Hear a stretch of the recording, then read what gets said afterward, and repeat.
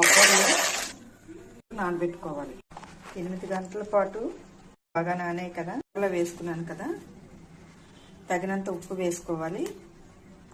Tea cup water వేసుకొని మూత పెట్టి 3 విజిల్లు పెట్టుకోవాలి.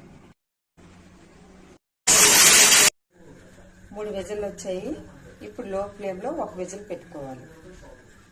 బొబ్బర్లు బాగా ఉడికిపోయి ఇంకా అర టీ కప్పు వాటర్ ఉంది, వేసుకోవాలి.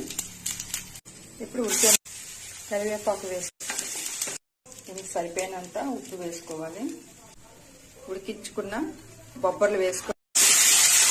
బాగా వేగాయి కదా, ఇప్పుడు మసాలాలన్నీ వేసుకోవాలి. బొబ్బర్లు ఫ్రై రెడీ అండి.